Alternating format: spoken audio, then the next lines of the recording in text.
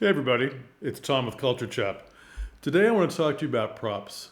Interesting props, not just the same old boring things you see on every bad theater set that's, you know, you look and you're like, why did they do that? And what I mean is, oh, the director had to have a library. Well, that's great, but they filled it with books and nothing else. And you think, well, my character has a library, but I don't want to do that. I don't just want a big bookshelf of stuff. Why wait trying to locate that many books?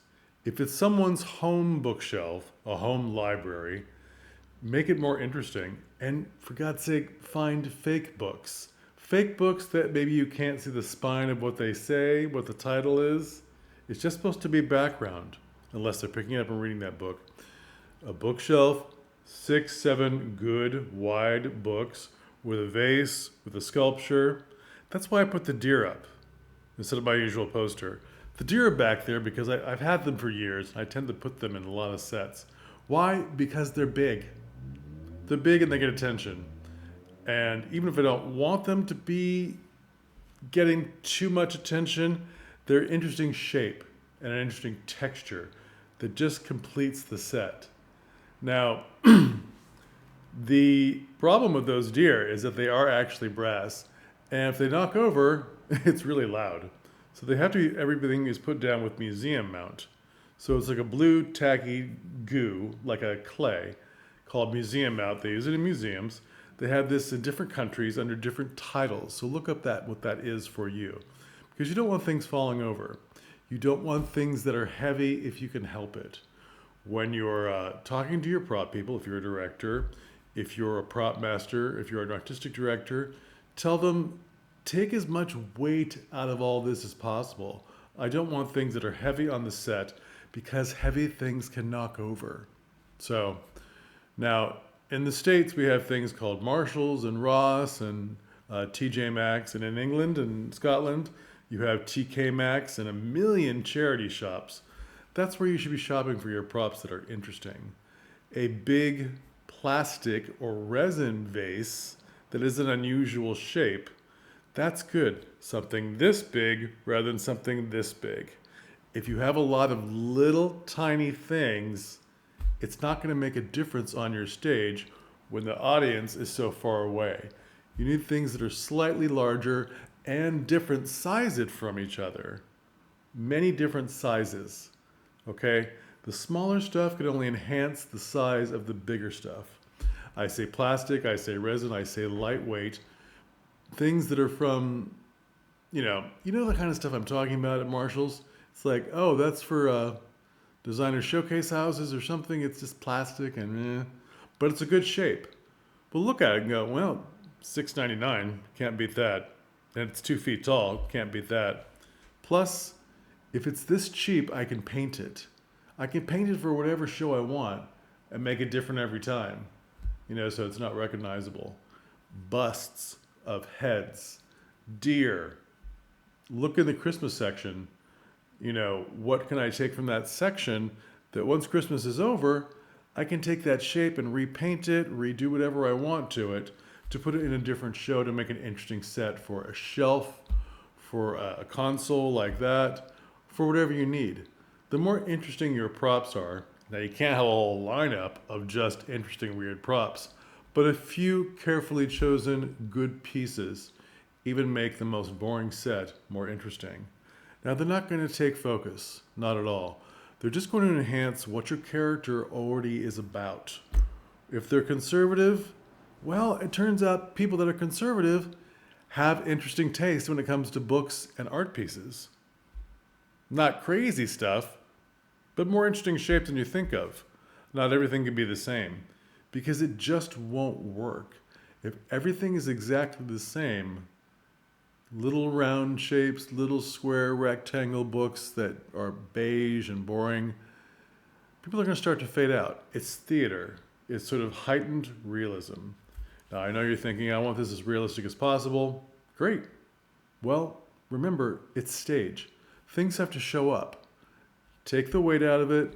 Fake books, plastic vases, terracotta urns. Put an urn on a shelf. Maybe it's great grandpa who's sitting in an urn. I don't know. It's an interesting shape.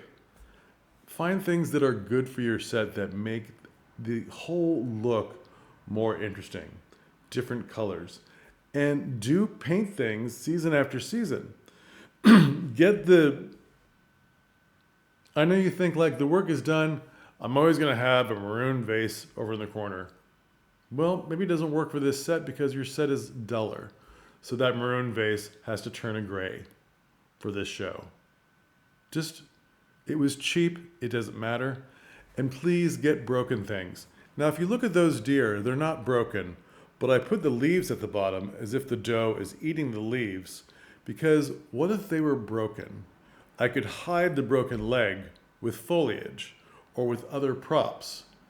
Now, that's sort of a, most people wouldn't put dried leaves next to reindeer kind of image, but what is your character doing?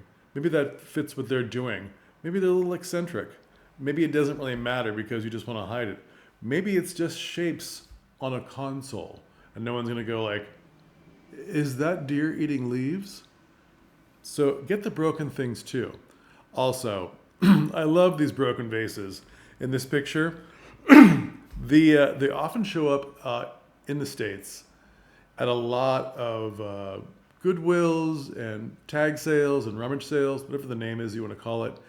And they're often there because they're broken. They're wonderful texture. Paint them black. I think if you use glass paint on porcelain, that works very well, glass paint. Paint it black, paint it brown. It's just texture and an interesting shape on your set. Perfect. And lastly, if you're a theater patrons, I'm so sorry about my cough.